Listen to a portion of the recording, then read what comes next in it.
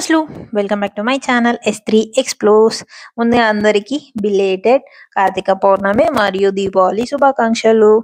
అంటే బిలేటెడ్ తెలుగులో ఏమంటారు తెలియదు నాకు, అందుకోసమే కొంచెం తెలుగు కొంచెం ఇంగ్లీష్ టచ్ ఇచ్చేసా. ఈసారి దీపావళి నాకు కొంచెం స్పెషల్ అన్నట్టు, అంటే ఆఫ్టర్ మ్యారేజ్ ఫస్ట్ దీపావళి. అట్లా కాకుండా మా మమ్మీ వాళ్ళ సైడ్ అసలు ఎవరికి నోములు లేవు, మా అత్త వాళ్ళ సైడ్ మాత్రమే ఉన్నాయి. సో కొంచెం స్పెషల్ అనిపించింది ఈసారి.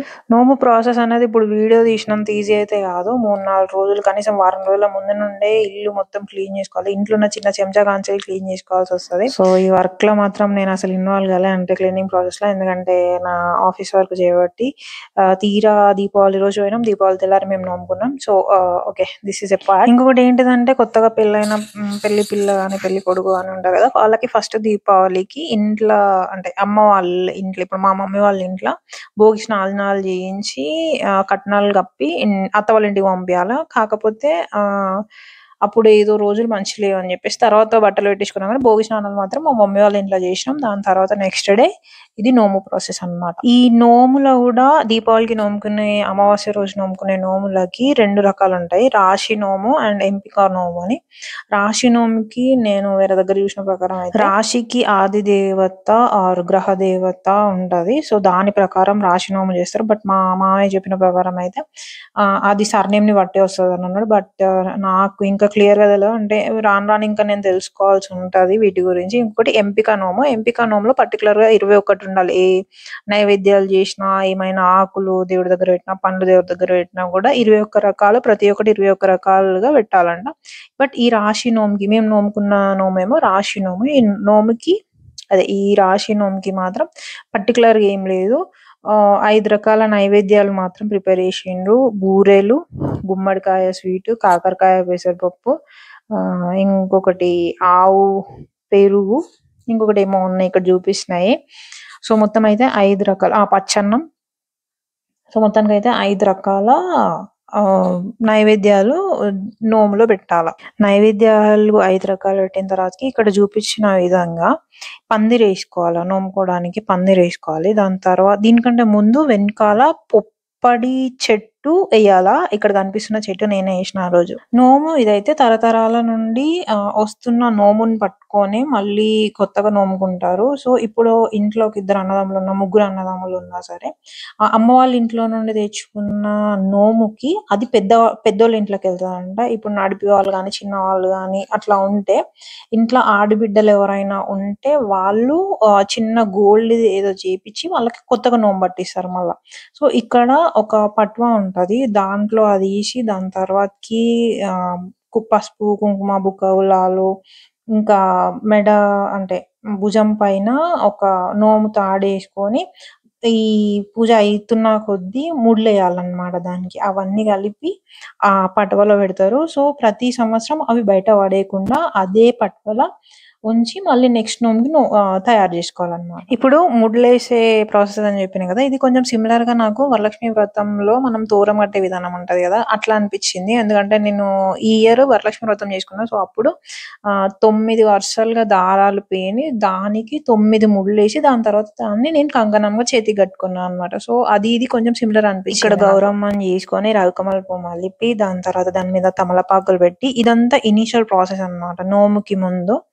ఈ ఇనిషియల్ ప్రాసెస్ చేసిన తర్వాతకి అమ్మవారిని తీసుకొచ్చే ముందు, లక్ష్మీదేవి అమ్మవారిని తీసుకొచ్చే ముందు మళ్ళీ అమ్మవారిని యథావిధి ఆ స్థానంలో పెట్టేటప్పుడు కూడా మంచిగా ఏమంటారు, మనం దీపావళికి ఎట్లా క్రాకర్స్ కాలుస్తాం కదా, సో అట్లానే అదే విధంగా అమ్మవారిని తీసుకొచ్చి ఈ ప్లేస్ లో ఆ పందిరి కింద పెట్టి నోముకోవడం కానీ, మళ్ళీ ఇక్కడ నుండి అక్కడ పెట్టే ప్రాసెస్ లో కూడా సేమ్ ఫాలో అవుతారు అనమాట. అంటే సంతోషంగా తీసుకొస్తున్నట్టు అన్నట్టు అమ్మవారిని. సో చూడండి, మా మామయ్యకి మొత్తం 3 ఆడపడుచులు. మా పెద్దమ్మ అవుతుంది మాకు.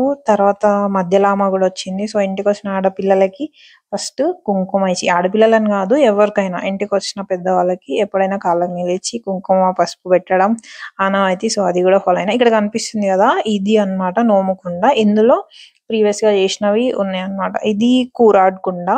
సో ఇంత ముందు చెప్పినా కదా, క్రాకర్స్ తో, ఫ్లవర్స్ తోన, ఇంకా చిచ్చుబుడ్లతోన తీసుకుపోయి పందిరి కింద పెడతారు.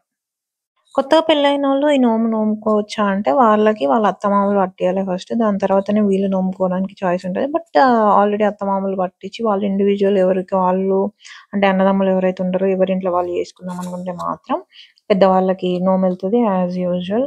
అమ్మ వాళ్ళ ఇంటి నుండి చిన్న వాళ్ళకి ఎవరైతే ఉంటారో వాళ్ళకి ఆడపిల్లలు చేపియాలా. గోల్డ్ చేపిచ్చి వాళ్ళకి పట్టిస్తారనమాట. అండ్ ఇక్కడ సొంత ఇల్లే ఉండాలన్నది ఏం లేదు. చెట్టు కిందనైనా ఈ నోము నోముకోవచ్చు అన్నట్టుగా మా అత్తమ్మ చెప్పింది.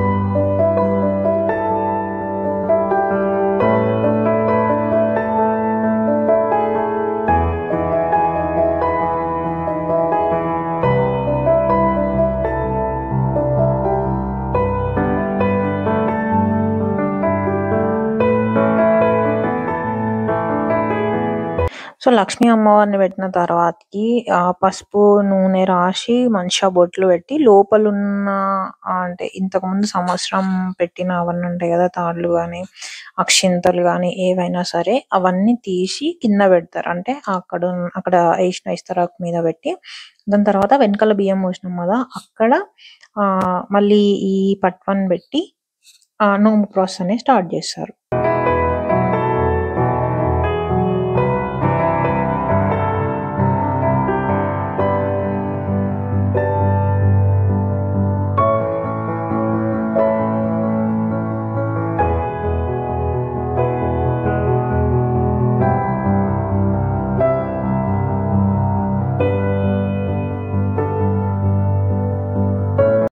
ఆ కుండలో నుండి ప్రీవియస్‌గా ఉన్న తాడులు గాని, ఒడులు గాని, ఇంకా పసుపు, కుంకుమ, అక్షింతలు అవన్నీ తీసి ఫస్ట్ ఫస్ట్ పెట్టిన ఇస్తరాకులో పెట్టి, ఇంకొక ఇస్తరాకులో చేసిన నైవేద్యాలన్నీ పెట్టిర్రు. ఇంకొకటేంటిదంటే ఇక్కడ పెట్టిన నైవేద్యాలు ఎవరికీ వంచొద్దు. ఇంట్లో అంటే నోము చేసుకున్న వాళ్ళు మాత్రమే తినాలి. ఇంటి ఆడపడుచులకు కూడా ఇయ్యొద్దంట. నాకెందుకో ఇదొకటి నచ్చలేదు.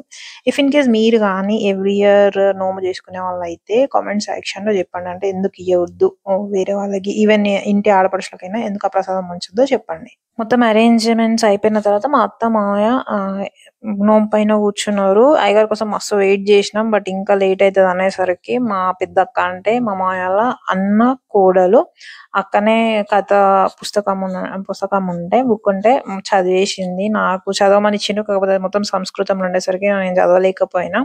అండ్ మధ్య మధ్యలో కొబ్బరికాయలు కొడుతూ ఉండాల. మహర్షి అచ్చటవారులను దీవించి పోవుచునొక విప్రుండై దరిద్రుడై విచారించునగా వారి దరిద్రము పోగొట్టదలిచి వానిచే శ్రీ కేదారేశ్వర వ్రతము నోమింపజేసెను.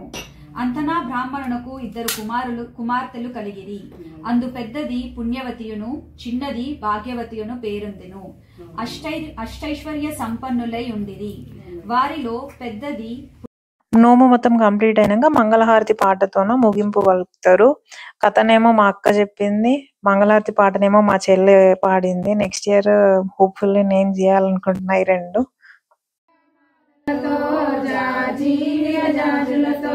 జగదేక మాతను కొలచి జయహారతులివ్వరే, జయ జయలు పాడరే, జయలు పాడరే, జయ జయలు పాడరే.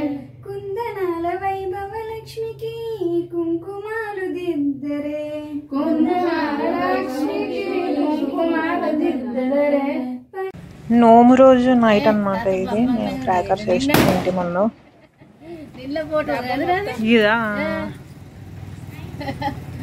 నోముకు ముందు ఎట్లనైతే ప్రాసెస్ ఫాలో అవుతామో నోము తర్వాత కూడా నెక్స్ట్ డే నోముకుండా కదిలిచ్చేటప్పుడు మళ్ళీ తీసుకుపోయి సేమ్ ప్లేస్లో పెట్టేటప్పుడు కూడా సేమ్ కొన్ని ప్రాసెస్ ఫాలో అవ్వాలా. నైవేద్యం ఉండి నైవేద్యం చూపించాలి. అట్లానే సేమ్ క్రాకర్స్తోన చిచ్చుబుడ్డిలతోన మళ్ళీ సేమ్ ప్లేస్లో పెట్టాలి. కొబ్బరికాయలు కొట్టాలి. మళ్ళీ ఏదైతే తోరం మన భుజం మీద వేసుకొని నోముకుంటామో అది తీసుకుపోయి ఆ కుండలో పెట్టాలా. మళ్ళా ఒక కంకణం అంటే ఒక తాడుని తీసుకొని పేని మన చేతికి కంకణం లాగా కట్టుకోవాలా.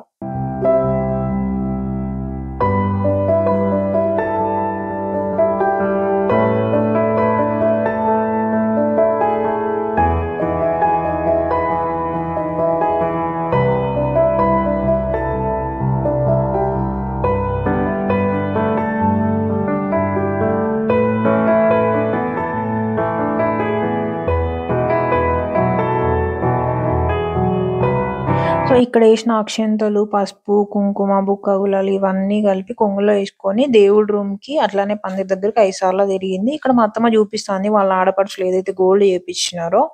దీని తర్వాత కొంగులో అవి వేసుకొని ఆ దేవుడి గదికి అట్లనే ఎక్కడ నోముకున్న నోము పందిరికి 5 సార్లు వెళ్ళి వచ్చింది. తర్వాత ఆ కొంగులో నుంచి తీసి మళ్ళీ సేమ్ ఆ కుండలో పెట్టి ఆ కుండను తీసుకుపోయి ఇంత ముందు అంటే ముందు రోజు ఎక్కడ నుండి అయితే తీసినామో తీసుకుపోయి సేమ్ అదే ప్లేస్ లో క్రాకర్స్ తో చిచ్చుబుడ్డిలతో ఆల్రెడీ చెప్పిన విధంగా ప్లేస్ చేసేసింది. అసలుకి ఈ నోము ఎందుకు చేసుకుంటారు, అసలు స్టార్టింగ్ ఎక్కడ నుండి స్టార్ట్ అయింది అని నేను ఒక దగ్గర చూస్తే కనిపించింది ఏందంటే ఒకానొక టైంలో పార్వతీదేవి భూమి మీద ప్రజలందరూ కష్టాలు పడుకుంటా అంటే ఫుడ్ కి కానీ దేనికైనా చాలా ఇబ్బందులు పడుతుంటే పరమేశ్వరుని అడిగిందంట, ఏందయ్యా ఇట్లా కష్టాలు పడతారు అని అంటే దీనికి రిజాల్వ్ అంటే దీనికి సొల్యూషన్ ఏంది అని అంటే ఇట్లా ఇట్లా నోముకొని ఇట్లా ఇంటి ఆడబిడ్డలు అంటే భార్యలు ఎవరైతే ఉంటారో వాళ్ళందరూ నోము నిష్టగా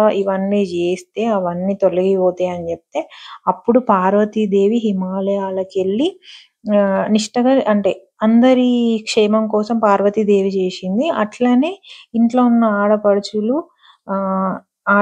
కానీ అంటే భార్యాభర్తలు ఎవరైతే ఉంటారో వాళ్ళందరూ ఇంటి క్షేమం కోసం దీపావళి రోజున వచ్చే అమావాస్య రోజు ఈ నోము నోముకుంటే అంత మంచి జరుగుతుందని ఒక నమ్మకం.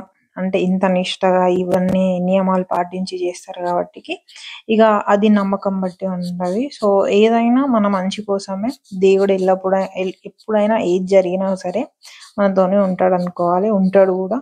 సో నేను చెప్పిన వాటిలో ఇంకేమైనా మిస్టేక్స్ అనిపించినా లేదు నేను ప్రాసెస్ ఏదైనా తప్పు చెప్పేది అంటే ప్లీజ్ ఎక్స్క్యూజ్ మీ, ఎందుకంటే నాకు ఇది చాలా ఫస్ట్, నాకు అసలు ఎక్స్పీరియన్స్ లేదు. So if you want to suggest me anything please comment in the comment box. Bye. Thank you for watching the video.